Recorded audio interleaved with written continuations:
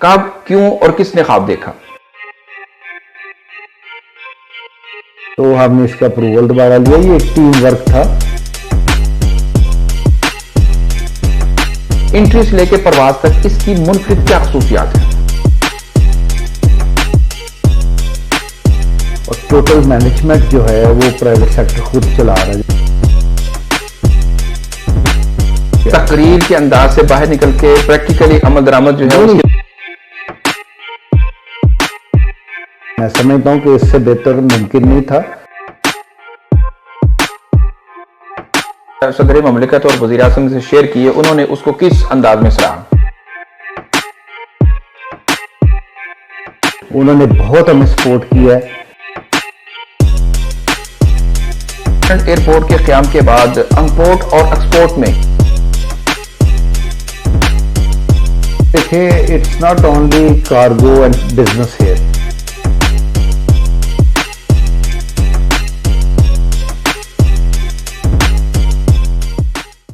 अस्सलाम वालेकुम नाज़रीन, आप देख रहे हैं इंडियन न्यूज़ और मैं हूं आपका मेज़बान कारी उमर वकास। देखती आंखों और सुनते कानों को मेरा सलाम। पाकिस्तान की तारीख़ में मुख्तलिफ़ शहरों, मुख्तलिफ़ शख्सियात ने उसकी तामीर और तरक्की में हमेशा अपना अहम किरदार अदा किया, लेकिन सियालकोट पाकिस्तान की वाहिद सिटी है कि जिसने दुनिया के अंदर पाकिस्तान का नाम रोशन करने में अपना अहम किरदार अदा किया।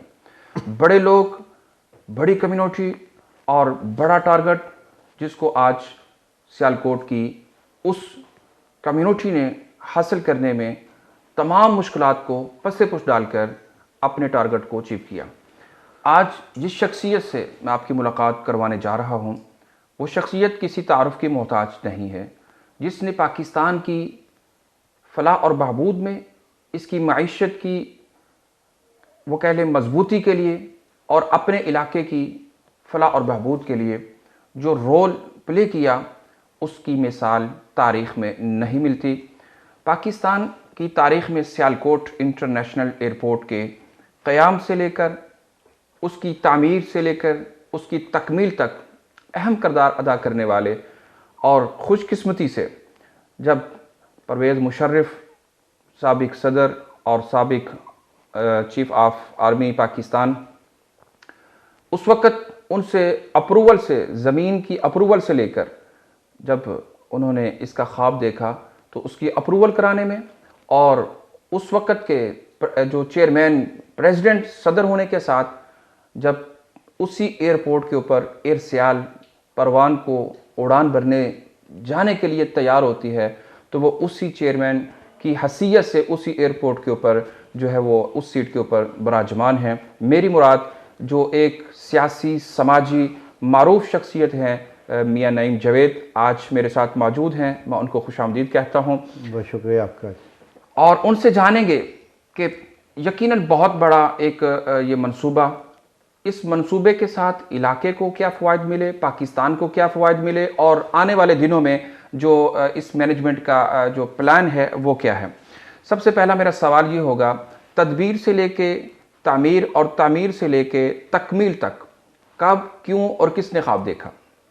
बिस्मिल्लाहिर्रहमानिर्रहीम। पहले तो आपका शुक्रिया। सियालकोट एक ऐसा शहर है जो पूरी दुनिया में जाना जाता है और इसकी वजह ये है कि ये प्री पार्टीशन पाकिस्तान बनने से पहले भी 1890 से एक्सपोर्ट कर रहा है अपनी प्रोडक्ट्स को, जिसमें स्पोर्ट्स गुड्स भी हैं और फिर सर्जिकल आइटम्स भी आ गई और उसके बाद लेदर और लेदर प्रोडक्ट आ गई, फिर टेक्सटाइल आ गई और बेशुमार दूसरी आइटम है। ये मैं बताता चलूँ कि बहुत कम लोग, पाकिस्तानियों को भी पता है और बाहर भी लोगों को पता है कि ये ऐसा शहर है जिसमें 8000 के करीब आइटम्स बनती हैं और सारी एक्सपोर्ट होती हैं। क्योंकि मैं एक ज़िम्मेदार बिजनेसमैन भी हूँ और एक मुहिब्बत पाकिस्तानी होने के नाते मेरी ये ज़िम्मेदारी है दोस्तों को बताना कि सियालकोट जैसा शहर पूरी दुनिया में कहीं नहीं जहाँ 8000 आइटमें बनती हों और वो एक्सपोर्ट होती हों।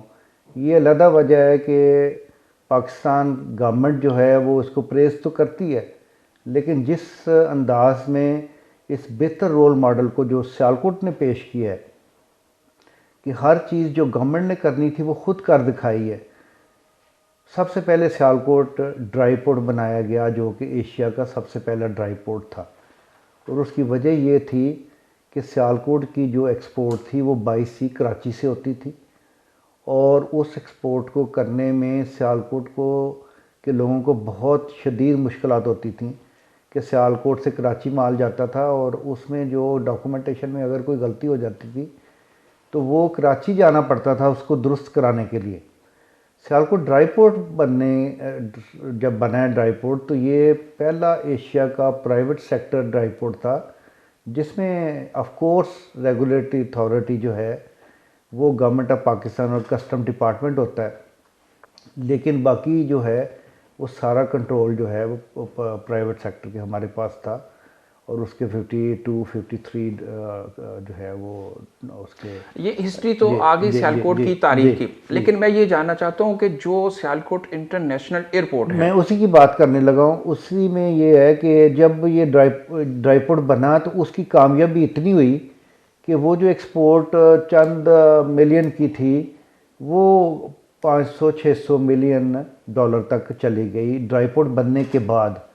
जब ड्राई पोर्ट की कामयाबी हुई तो ये सोचना शुरू किया गया कि अगर हमारा एयरपोर्ट भी अपना हो जाए, क्योंकि उस ज़माने में फ़्लाइट्स कम होती थी और जो बाई एयर भी माल, क्योंकि सियालकोट का जो माल है जिसमें लेदर गारमेंट और फैशन की आइटमें हैं, या आपको पता होगा कि हमारी जो कंपनी सबलाइन ने 1964 के अंदर काम शुरू कर दिया था और 1971 में आदिदास के साथ कोलैबोरेशन कर ली थी जो 78 में खेलेगी, और 78 से लेके जो है वो 98 तक के वर्ल्ड कप में बॉल खेला गया।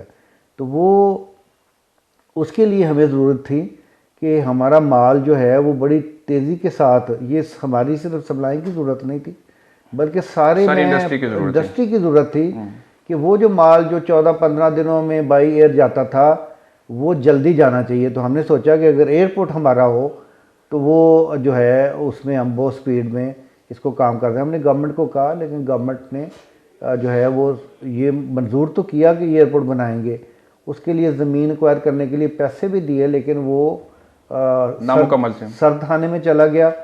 और उसके बाद जनरल मुशर्रफ जब आए तो आपने जैसे बताया कि मैं प्रेसिडेंट था चैम्बर का, तो हमने इसका अप्रूवल दोबारा लिया। ये एक टीम वर्क था, इसमें हमारे बहुत सारे दोस्त, मैं फिर लंबी बात हो जाएगी, it is always a team.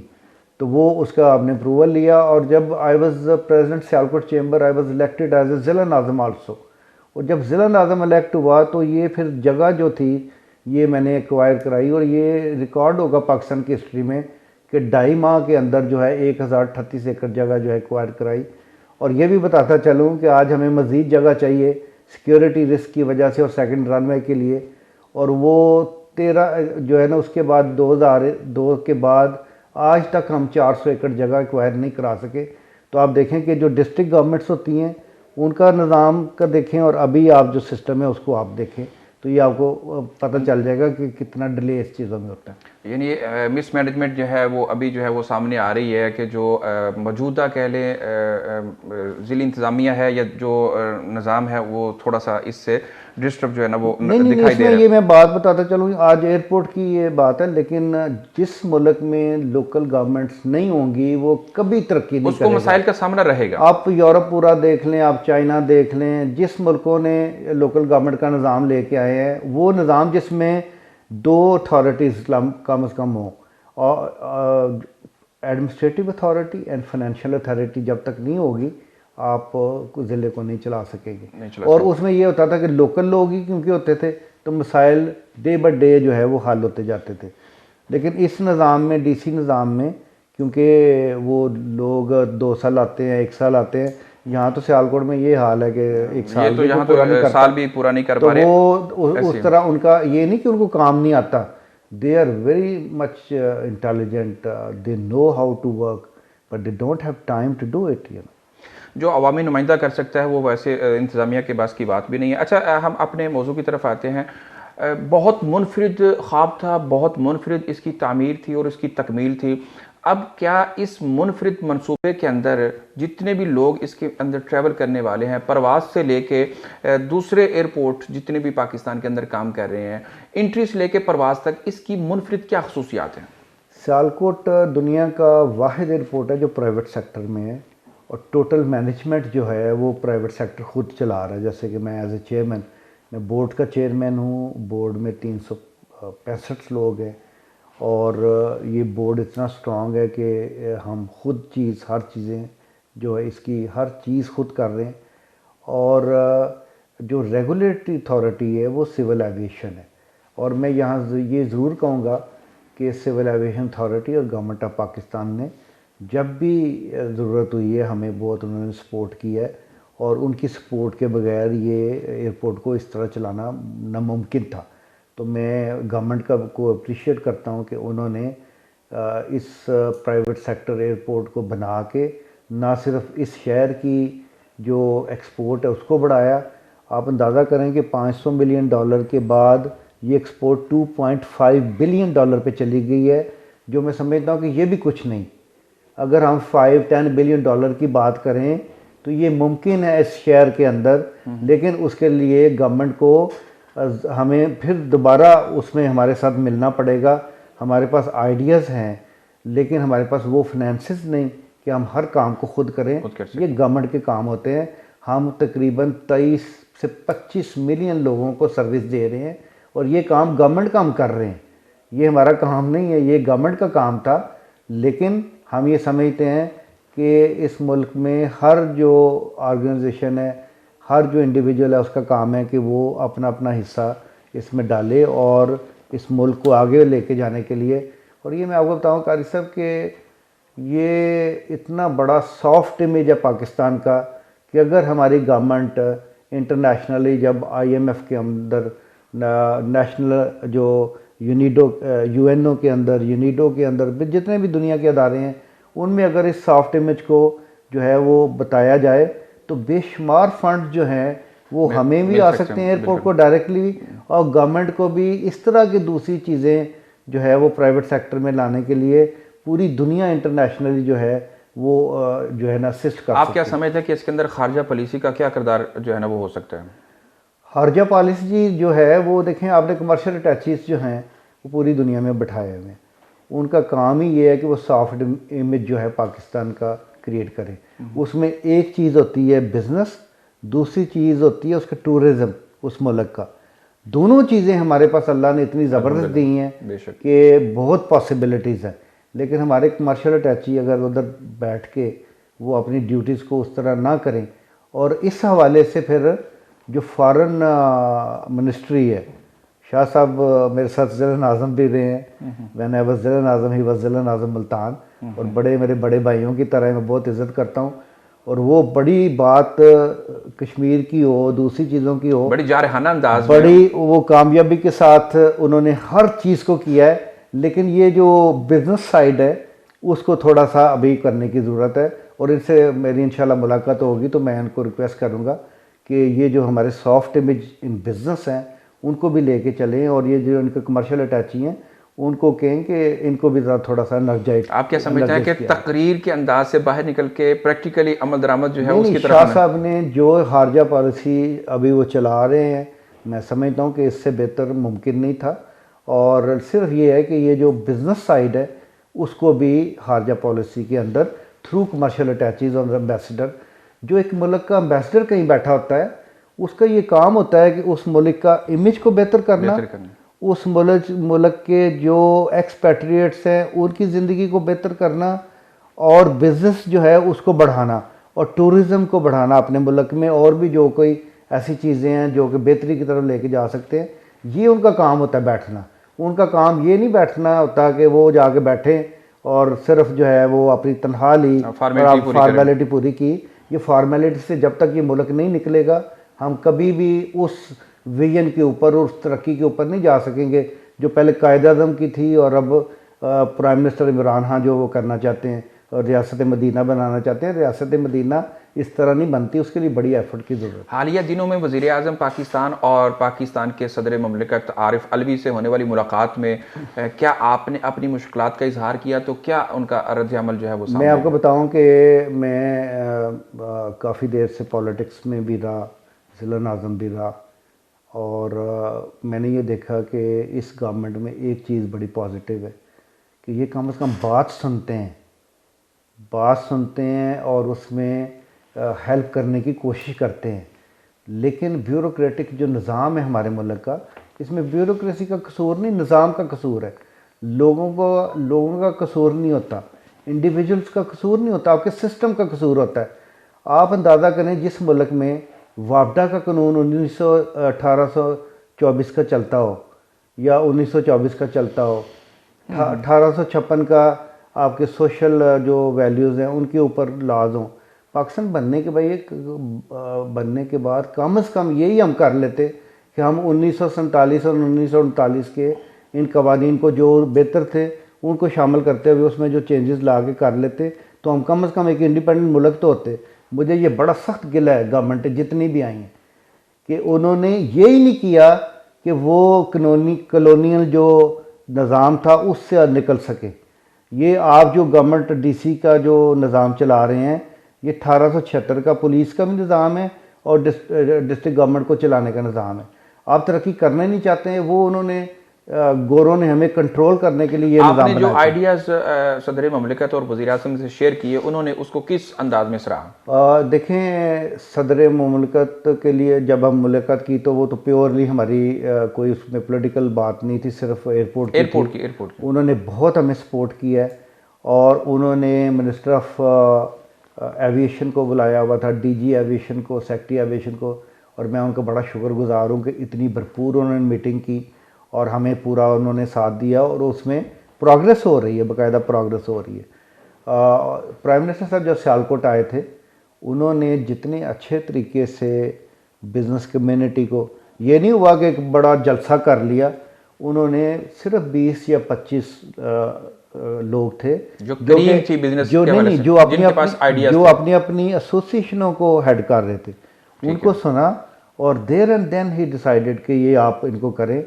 और मैं ये समझता हूँ कि इमरान हाँ आज नहीं, पिछले 40 साल से कम सियालकोट को जानते हैं ऐसे। और उनको एक एक चीज़ का कप्तान है, खिलाड़ी हैं, खेल के मैदान में रहे हैं, तो वैसे भी मतलब कि सियालकोट के साथ उनका लिंक बहुत रहा है। मैं अब डिटेल में नहीं जाऊँगा, उनकी रिश्तेदारी भी यहाँ थी, वो बड़ी डिटेल में है और वो बड़ा इसको ज़बरदस्त तरीके से ले रहे हैं। लेकिन ज़रूरत ये होती है कि फोकस, कहते हैं, एक नैरो फोकस करना पड़ता है। मैंने कई दफ़ा इनको कहा है कि सियालकोट को एक रोल मॉडल बना दें और इस डिस्ट्रिक्ट को आप डिक्लेयर कर दें कि ये एक्सपोर्ट जो है ना, एक्सपोर्ट जोन है और इसको एक्सपोर्ट फ्री जोन बना दें पूरे डिस्ट्रिक्ट को। और जब ये मॉडल ऑलरेडी इतना ज़बरदस्त चल रहा है तो मज़ीद बेहतर होगा। तो फिर साथ वाले जो सिटीज़ हैं, गुजरात, गुजरांवाला, खारियाँ, इनमें भी वो एक्सपोर्ट जो कल्चर है वो आगे भी बढ़ा हुआ है, मज़ीद बढ़ जाएगा। फिर इस तरीके से आप मुल्तान, साउथ पंजाब के अंदर बहुत सारी इंडस्ट्रीज लगा सकते हैं और सियालकोट की कम्युनिटी इसमें हेल्प करने को तैयार है, हेल्प और बतौर मॉडल आगे आने के लिए हम इसमें पूरी गवर्नमेंट को हेल्प करने को तैयार। ठीक हो गया। अच्छा, ये बताइएगा कि सियालकोट इंटरनेशनल एयरपोर्ट प्राइवेट है, प्राइवेट सेक्टर ने बनाया, लेकिन प्राइवेट सेक्टर मैनेजर से लेके मैनेजमेंट तक बेइख्तियार समझा जाता है, इसकी क्या हकीकत है? नहीं, ये तो बिल्कुल ही मेरा ख्याल है कि मिसकॉन्सेप्ट है। टोटल इख्तियार हमारे पास है। यही मैं बताया कि गवर्नमेंट हमें बहुत सपोर्ट करती है कि टोटल मैनेजमेंट जो है वो हमारे पास है इसको बिज़नेस को चलाने की। सिर्फ जो रेगुलेटरी अथॉरिटी है, जिसने जब एयरलाइंस के ने आना होता है तो वो सिविल एविएशन ने उसकी इजाज़त देनी होती है। जब जो है वो फ़्लाइट्स जाती हैं तो वो कंट्रोल टावर जो है वो जो है ना वो सिविल एविएशन के लोग उसको कंट्रोल करते हैं। देखें, ये तो गवर्नमेंट के अदारे हैं ना, ये SF, उन्होंने सारा इधर सिक्योरिटी कंट्रोल करना है। इंटरनेशनल एयरपोर्ट की भी यही कफियत है, जो पूरे पाकिस्तान के एयरपोर्ट हैं वैसी टोटल कवरेज यहाँ भी है और ASF, MET और दूसरे जो अदारे हैं वो गवर्नमेंट के सारे हैं और ये बड़ा ही ज़बरदस्त कम्बिनेशन है। अगर इस कम्बिनेशन से एयरपोर्ट के अलावा दूसरे भी काम किए जाएँ तो वो सारे काम, जैसे ड्राईपोर्ट कामयाब हो गया, जैसे जो है वो एयरपोर्ट हमारा कामयाब हो गया, तो इसी तरीके से दूसरी भी अगर चीज़ें देखिए, एयरपोर्ट के कामयाब होने की वजह से एयर सैल चली है। बिल्कुल ऐसे। अगर एयरपोर्ट कामयाब ना होता और हम इसको प्रॉफिटेबल ना बनाते तो वो एयर सैल कभी भी नहीं चलनी थी। आप क्या समझते हैं कि जब इसकी ज़मीन की अप्रूवल हुई उस वक्त भी आपकी खिदमात इसमें शरीक थी, उस वक्त आप चैम्बर के सदर थे, फिर जब एयर सयाल चली उस वक्त भी, अब आप चेयरमैन हैं, तो आप कैसा फील करते हैं अपने बारे में? देखिए, मैं तो ये फील करता हूँ कि ये अल्लाह की खास मेहरबानी है, ये मेरे में तो कोई सलाहियत नहीं, लेकिन अल्लाह ने तब भी मुझे प्रेसिडेंट बनाया जब मैंने MOU साइन किया with civil aviation authority. It was 26 February 2001, और फिर ये साल जो इंटरनेशनल कंपनी बनी ये जून के अंदर बनी है, 2001 जून में। पहले हमने चैम्बर के ऊपर MOU साइन किया, फिर जून में ये जो है सियालकोट इंटरनेशनल एयरपोर्ट कंपनी बनी, और उसके साथ ही 14 अगस्त को मैंने हल्फ लिया एज ए ज़िला नाज़िम। तो वो अल्लाह ने एक कुछ सिस्टम ऊपर बनाया हुआ है कि वो किसी बंदे को चुन ले, मेरे में कोई सलाहियत नहीं, लेकिन मैं अल्लाह का शुक्र अदा करता हूँ। और ये फिर हमने जो अगर ज़मीन एक्वायर ना करती तो आज भी एयरपोर्ट नहीं बनना था। तो वो इस ज़मीन एक्वायर करने के बाद आज हमें थोड़ी सी जगह चाहिए, 300-400 एकड़, वो अभी तक हम एक्वायर नहीं कर सकते। अच्छा, हमारे नाज़रीन को ये बताइएगा कि इंटरनेशनल एयरपोर्ट के क़याम के बाद इम्पोर्ट और एक्सपोर्ट में क्या नुमाया तब्दीली जो है वो आई है? मैंने आपको बताया कि देखिए, it's not only cargo and business here. हम गुजरांवाला डिवीजन के 6 अजला हैं, फिर जेलम है, जेलम तक, फिर मीरपुर, आज़ाद कश्मीर के सारे जो शहर हैं वो इस एयरपोर्ट को यूज़ करते हैं। और रिसेंटली एक जो बड़ी अच्छी बात हुई कि शहबाजपुर ब्रिज जो गुजरात को और सियालकोट एयरपोर्ट को मिलाता है, it is only 14 kilometre, 14 kilometre है, और 1 घंटे के अंदर ये बिम्बर और कोटला और मीरपुर तक के लोग 1.5 घंटे के अंदर जो है वो इस एयरपोर्ट को वो उधर से सारे लोग इधर आ रहे हैं, जेलम तक के लोग आते हैं। इवन हमारी एक जो बड़ी अच्छी बात सियालकोट इंटरनेशनल एयरपोर्ट में ये है कि वी हैव जो बजट एयरलाइंस हैं वो भी यहाँ हैं, जिसमें एयर अरेबिया है, फ्लाई दुबई है, सलाम एयर है, और इस तरीके से आगे से नई एक एयरलाइन आ रही है, एयर अरेबिया अबू धाबी। तो वो ये सस्ती एयरलाइंस भी हैं। दूसरा, मोटरवे बनने से, सियालकोट लाहौर मोटरवे बनने से अब कई दफ़ा लोगों को उधर फ़्लाइट नहीं मिलती तो वो इधर आ जाते हैं, क्योंकि उनको उस जगह पे भी 1 घंटा लगता है आने में, और इस जगह पे भी 1 घंटा 20 मिनट लगते हैं। आप क्या समझते हैं कि लाहौर टू सियालकोट मोटरवे बनने से अगर इतना जो है वो आसानी पैदा हो गई है, अगर ये कंप्लीट मोटरवे इसका दूसरा सेशन भी कंप्लीट हो जाता है, खारियाँ जो है, तो उससे मज़ीद क्या जो है वो मैं गवर्नमेंट इमरान खान का बहुत शुक्रगुजार हूँ कि उन्होंने सियालकोट से पिंडी तक की मोटरवे जो है उसका अप्रूवल दे दिया है। और उसमें जो मुझे पता चला है वो ये है कि सियालकोट से खारियाँ तक के पैसे भी रख दिए गए हैं, और ये 6 लेन होगी। जो लाहौर सियालकोट मोटरवे है वो 4 लेन है, लेकिन जो सियालकोट से पिंडी जाएगी वो 6 लेन की मंजूरी हुई है। और मैं ये समझता हूँ अगर ये बन जाता है तो ये एक बहुत बड़ा जो है लिंकेज बन जाएगा, और ये सारे इलाके आज़ाद कश्मीर साथ जुड़ जाएगा। आपके गुजरांवाला, गुजरात, खारियाँ, ये वो सारे ये क्योंकि बिजनेस सिटीज़ हैं, इस्लामाबाद तक जो है इसको सपोर्ट करेगा, ये होएगा। और ये आगे से जाके यही रोड जो है वो लाहौर की जो मोटरवे आ रही है उससे लिंक करके पेशावर तक जो है CPEC को टोटल कवर करेगी।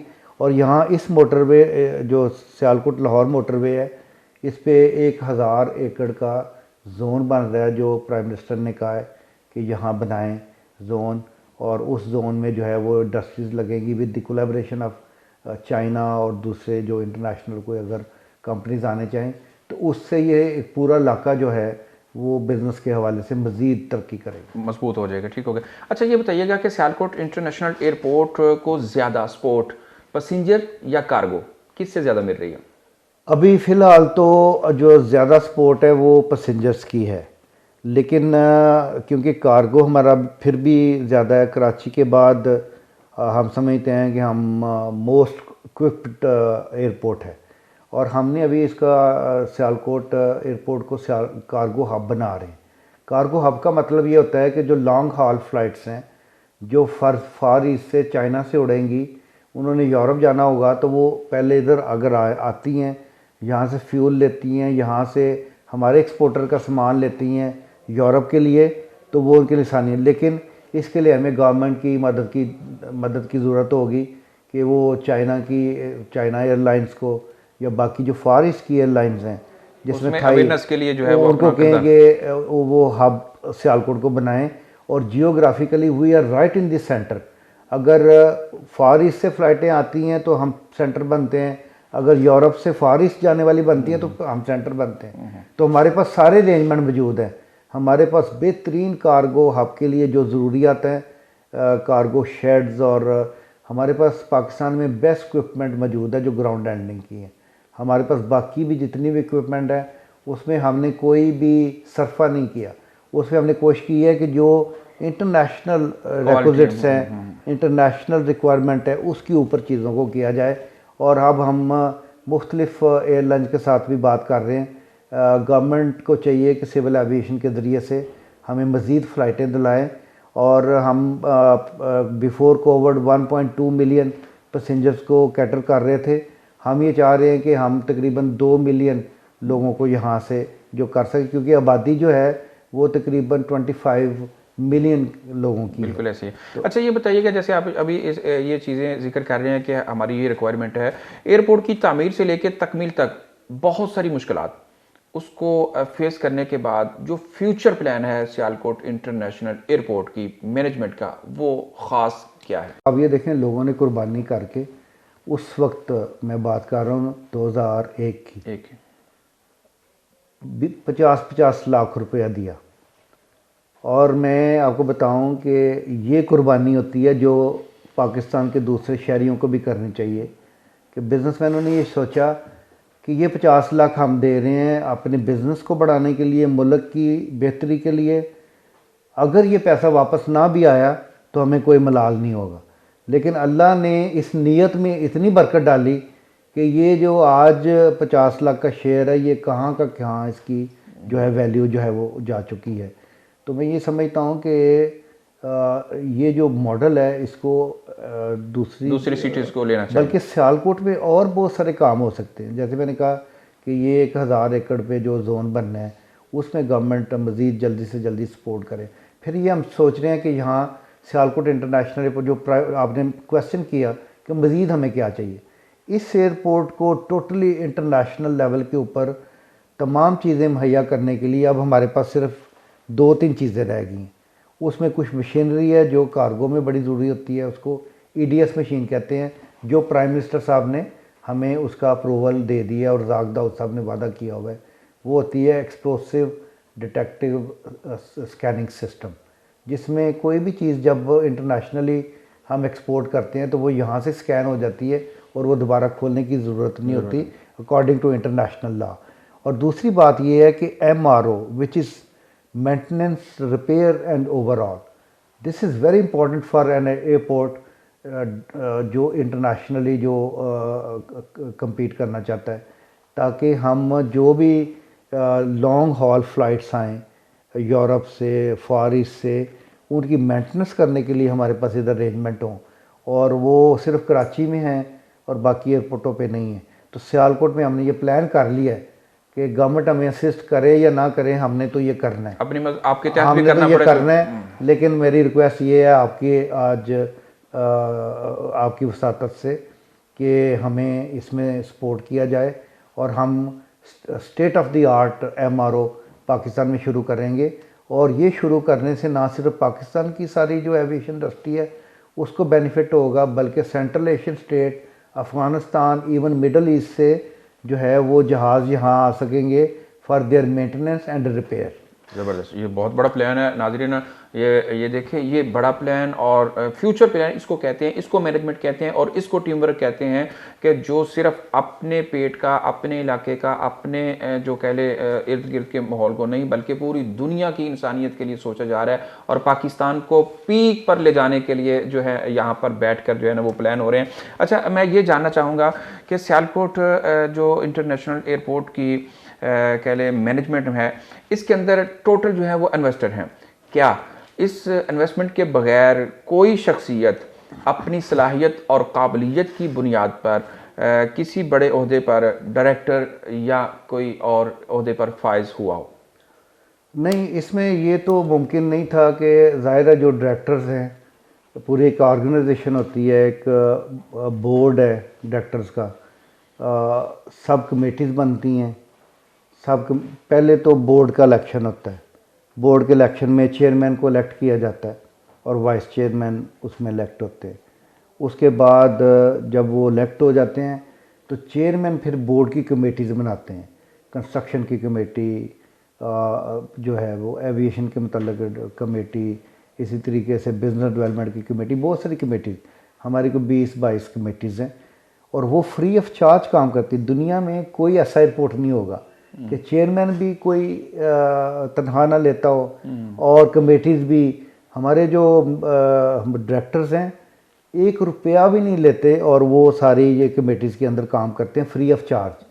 और ये बुनियाद है इसकी कामयाबी की, बेशक बेशक, कि ये बुनियाद है कि उनका जो बेलौस कर रहे हैं। अपने जो है हमने ये नहीं देखा कि हमारा टाइम हर्ज हो रहा है, और इस एयरपोर्ट के ऊपर जितने हमारे डायरेक्टर्स ने मेहनत की है, हमारे एयरपोर्ट के ऊपर जितने हमारी जो कमेटीज़ है वो मेहनत करती हैं, आप तसव्वुर नहीं कर सकते कि हमारे करोड़ों रुपए तो सिर्फ इस चीज़ से बच जाते हैं कि अगर हम प्रोफेशनल्स रखते, हमने प्रोफेशनल साइड भी रखी हुई है पूरी, लेकिन ये जो विजन होती है वो मालिक की होती है, जो विजन है वो मालिक देता है, लेकिन पूरी ऑर्गेनाइजेशन, हमारा सीईओ है, हमारा एपी एयरपोर्ट मैनेजर है, पूरा जो एक किसी एयरपोर्ट के ऊपर एक इंफ्रास्ट्रक्चर होता है ह्यूमन सोर्स का, वो अवेलेबल है। 800 से ऊपर से ज़्यादा हमने कोई बंदा जो है ना वो नहीं निकाला था, क्योंकि कोविड में 3.5 माह तकरीबन हमारा एयरपोर्ट बंद रहा है। हमने गवर्नमेंट से, प्राइम मिनिस्टर साहब से गुजारिश की है, उन्होंने इस चीज़ का जवाब नहीं दिया। उन्होंने पीआईए को इतना सपोर्ट किया अरबों पे, उन्होंने दूसरे भी एयरपोर्ट्स को किया होगा, ये प्राइवेट एयरपोर्ट था, हमारा हाल उन्होंने नहीं पूछा। मैंने उनको लेटर भी लिखा है, रिक्वेस्ट भी की है कि हम आपसे पैसे नहीं मांगते, आप ज़रा सोचें कि हम उनसे पैसे नहीं मांग रहे, हम उनको कह रहे हैं कि हमारी जो इनकम के ऊपर हमें 3 साल के लिए एग्जेम्प्ट कर दिया जाए सिर्फ। मेरा ख्याल है कि एक बड़ी छोटी सी बात थी जो उनको फौरी तौर पे कह देनी चाहिए थी, बल्कि ये तो खुद उनको ऑफर करनी चाहिए। और ये भी बताऊं कि सबसे ज़्यादा टैक्स पूरे गुजरांवाला डिवीजन में हम दे रहे थे, तो हमें ये अगर 3 साल के लिए एग्जम्प्ट कर देते हैं, और उससे ये है कि हम अपने पाँव पे खड़े हो जाएंगे और कोविड के 19 के जो हालात हैं उसमें से हम निकल जाएंगे, तो जो हम मज़ीद बिजनेस बढ़ाएंगे हम उससे ज़्यादा टैक्स गवर्नमेंट को देंगे, बेशक बेशक, उससे डबल ट्रिपल टैक्स जो है वो गवर्नमेंट को देंगे, और गवर्नमेंट हमारे साथ मिले, हम मज़ीद एयर चार्टर जो है वो हम टूरिज़म का काम करना चाहते हैं। देखिए, टूरिज़म की हर बंदा बात करता है जी कि मैं जी टर्की चला जाऊं, मैं जी सेंट्रल एशियन में चला जाऊं, मैं कहीं चला जाऊं। ये सोचते ही नहीं, जो इमरान खान कह के थक गए हैं कि पाकिस्तान जैसा टूरिज़म दुनिया में नहीं है। हमने एक IDI एक ऑर्गेनाइजेशन है आयरलैंड की, जो कि दुनिया, वो कंसल्टेंट हैं, वो रिपोर्ट्स बनाती है मुल्कों में। तो चंद बिजनेसमैन, सियालकोट के नहीं, सियालकोट में सिर्फ मैं था, बाकी लाहौर और दूसरे बिजनेसमैनों ने 1 करोड़ रुपया लगा के हमने प्री फिजिबिलिटी रिपोर्ट बलूचिस्तान के ऊपर तैयार करवाई, और उस रिपोर्ट जो प्री फिजिबिलिटी है उसमें उन्होंने बताया कि सिर्फ टूरिज़म जो है बलूचिस्तान से, उससे हम इतना पैसा कमा सकते हैं कि सारा पाकिस्तान चल सकता है।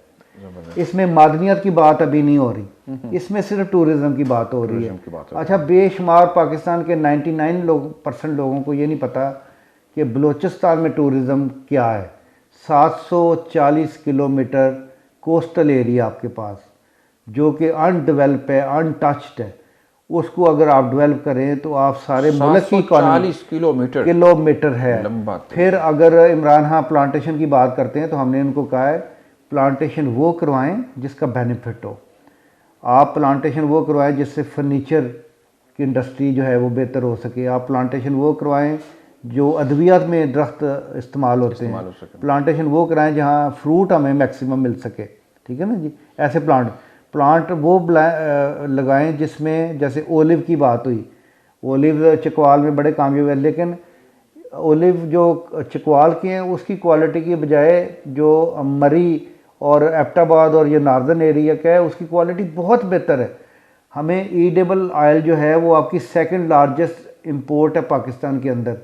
अगर हम पाम ट्री ये 740 किलोमीटर जो कोस्टल एरिया बलूचिस्तान का है उस पे लगा दें, 5 सालों के अंदर आप ज़ीरो कर देंगे इंपोर्ट ऑफ ऑयल जो ईडेबल ऑयल है।